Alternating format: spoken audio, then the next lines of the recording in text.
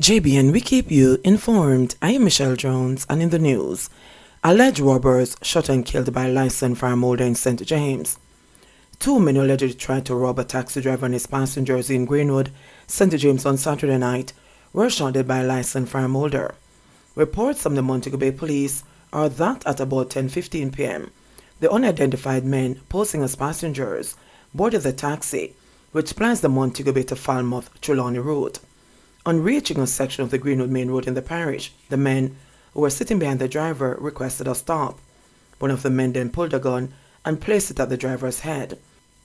The licensed farm holder, who was sitting next to both men, saw what was happening and pulled his licensed firearm. A tussle ensued and both men were shot. A Glock 19 pistol with a magazine containing 5 9mm rounds was retrieved. Both would-be robbers were taken to the hospital where they were pronounced dead. Investigations into the matter are ongoing.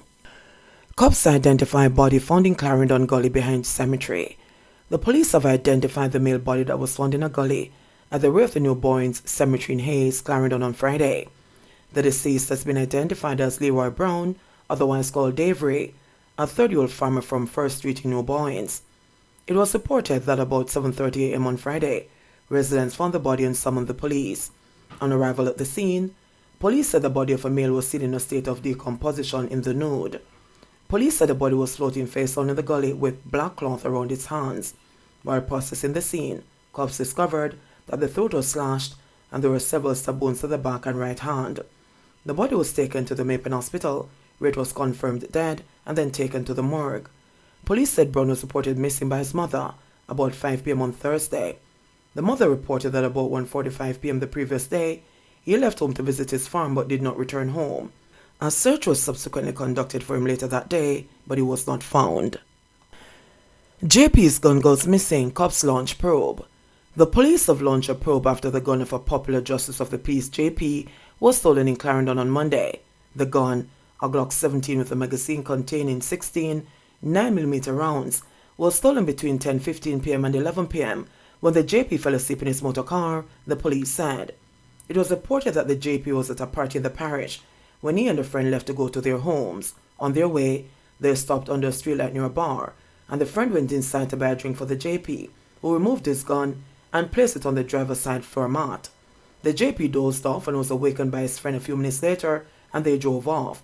The JP reportedly dropped his friend home and went to his house. It was reported that after arriving home, he stretched his hand down on the mat to retrieve his gun. However, he discovered that it was not where he had placed it. He got out of the car and searched the vehicle, but the gun was not found. The police were summoned and investigations into the matter commenced. One killed, 2 injured in attack near Old Harbour nightclub. A man was shot dead and 2 others injured in an attack near a nightclub in Old Harbour, St. Catherine early Sunday morning.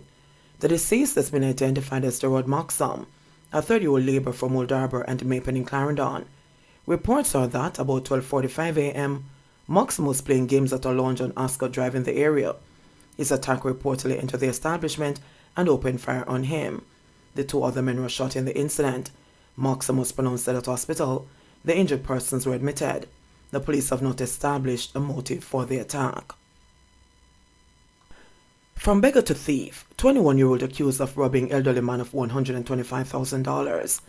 A 21-year-old man accused of moving from a beggar to a thief has been charged by police following a recent incident in Mitchelltown, Clarendon.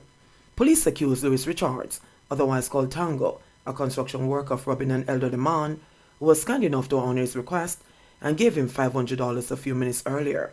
Richards, who is from Louis Street in Mitchelltown, was stopped with a charge of simple robbery. It was reported that about 4 a.m., the elderly man was at a party in the district when he saw Richards, who asked him for $500. The police said the man took out a wad of cash and gave Richards the money he requested. Shortly after, the elderly man left the party on his bicycle.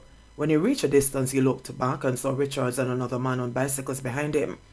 The police said that Richards rode up beside the elderly man, who stopped his bicycle. It is alleged that $125,000, a lighter and a pack of cigarettes were taken from the man's pocket. Both men then rode off, leaving the elderly man unharmed, the police said. The man later made a report to the police, and following investigations, Richards was arrested and charged. Man accused of beating woman during dispute arrested and charged. A man accused of destroying a woman's phone and beating her has been arrested by the police.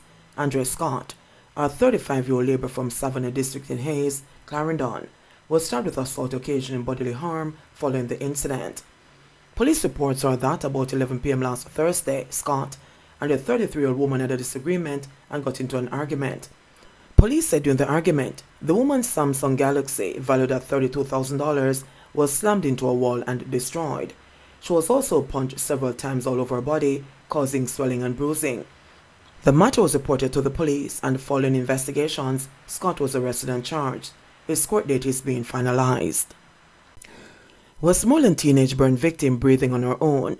The recovery status of Adriana Leng, the 13-year-old survivor of a fire that had left her 3 younger brothers dead, has been elevated from survival to recovery. The teenager, who had received 75% burns, of which over 90% skin graft was completed, has undergone 15 emergency surgeries and is now breathing on her own. She is currently recovering in the Joseph M. Steele Burn Center Doctors Hospital of Augusta, the largest burn center in the U.S. Her care is being spearheaded by Dr. Zaid Hassan. They have now updated her status from survival to recovery after 39 days in ICU. She is breathing on her own and talking without the assistance of oxygen, stated the project manager of San Bernard Foundation, Stephen Josephs. Josephs gave the update during a Thanksgiving church service for the lives of her 3 brothers on Sunday. The foundation was instrumental in getting the girl overseas for treatment. The funeral service of the girl's 3 brothers, Adriana, Jaden and Jordan Leng, was led at the Footprints Seventh-day Adventist Church in Savlamar. Josephs noted that despite improvements, the teenager still has a long way to go. She still has a long road to recovery and more surgeries, but she has been responding greatly to every surgery. Each day has been a miracle, and Adriana will live out her purpose and destiny that she came on earth for. She'll walk out her destiny. Our God is awesome, stated Josephs. Driver charged after high-speed chase.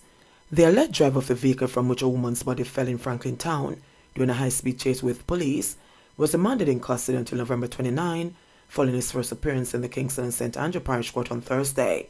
Kevin Nation, 24, is charged with assault of common law, perverting the course of justice, 2 counts of malicious destruction of property, and assault occasion actual bodily harm. He pleaded not guilty.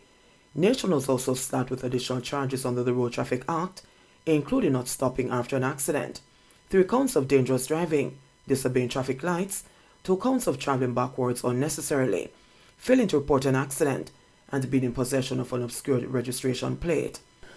The court heard that on October 11 at 11 a.m., police were on patrol in downtown Kingston when they noticed a Toyota Pro Box parked along King Street.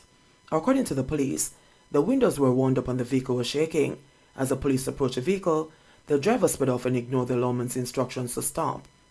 A chase ensued, and upon reaching Norman Road in the Kingston Eastern Police Division, the driver knocked a police officer from his motorcycle and sped away in the direction of Franklin Town. Upon reaching a section of Cumberland Road, the police noticed a woman's body that was flung from the vehicle, tumbling onto the roadway. The woman had several shots to the head. The car sped away in the area, and the woman, later identified as Skylia Bryce, was taken to hospital where she was pronounced dead. The court heard that the driver of the vehicle, Kevin Nation, turned up to the police station days after the incident with alterations made to the car. The investigating officer told the court that discussions are being held with other governmental agencies to improve the investigations.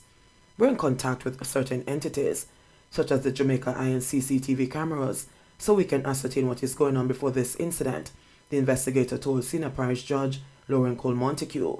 Nation was made the subject of a fingerprint order. He is represented by attorney-at-law Kimberly Whitaker. In sports news, 4 former champions winning D-Cup second round. 4 former champions from Technical, Wessees High, Glamir and Very Technical all won their second round first leg games in the Issa da Costa Cup football competition on Saturday. From Technical blanked Titchfield High 3-love, Wessees High got past Belair High 2-love, Glamir edged Taki High 2-1, and Very Technical beat Cornwall College 2-1. It was a rude welcome for newcomers Belair High and Irwin High, both of whom lost and will have serious deficits to get over in the return round games next week. Wessees High took a big step towards exercising the goals of the last 3 years, beating Belair High 2-love in the second game of a doubleheader at Brooksmart in Mandeville. Terrell Morgan and DeAndre Brown scored for Rose's High, who had missed the second round last season and were dumped out in the second round the 2 previous seasons. From technical continued their good run, beating Teachfield High 3-0 at Carter Park in a repeat of the 2003 final, and will have 1 foot in the quarterfinals. Glenmere High dented Taki High's hopes of advancing with a 2-1 win at Westmoreland Oval, and will go home with the lead, while Veer Technical edged Wasteful Cornwall College 2-1 in their first meeting in years. Ben Francis K holders Edwin Hallin High were 2-0 winners over McGraw High, while Paul Bolger High edged Cedric Titus High 1-0. It was the third straight loss for Cedric Titus since winning their first 5 goals in a row. Irwin High were losing for the first time this season, going down 3-1 at Fogo Road High to Central High, who got goals from Shane Gordon, James Dyer and James Gallimore. Irwin High, the Zone A winners, must now win the return game by 3 clear goals to book a place in the quarterfinals. In netball news, Sunshine Girls close out World Cup qualifiers with perfect record. Jamaica's Sunshine Girls finished atop the table at the America's Netball World Cup qualifiers in Kingston by defeating Trinidad and Tobago 69-47 in their top-of-the-table fixture on Saturday night. The Sunshine Girls had quarterly scores of 21-11, 38-23, and 57-39 before adding 12 goals in the final quarter for a 22-goal margin of victory to finish the qualifiers with a perfect record. The final day at the National Indoor Sports Centre, however, belonged to 14th-ranked Barbados, as they became the 16th and final qualifier for the Netball World Cup in Cape Town, South Africa, with a convincing 68-29 victory over 30th-ranked Antigua and Barbuda. The Bajans will join Jamaica, which are ranked 3rd in the world, and 11th-ranked Trinidad and Tobago as the regional representatives at netball's premier competition from July 28 to August 6, 2023. The regional qualifying tournament in Jamaica was used to determine the last 2 qualifiers for the World Cup. Host Jamaica had booked their qualification for Cape Town on the basis of their world ranking, while Trinidad and Tobago became the 15th team to qualify when they defeated the USA 43-21 on Wednesday. JBN, we keep you informed. Please remember to subscribe, like, share, leave us a comment and click the notification bell to receive our daily news items.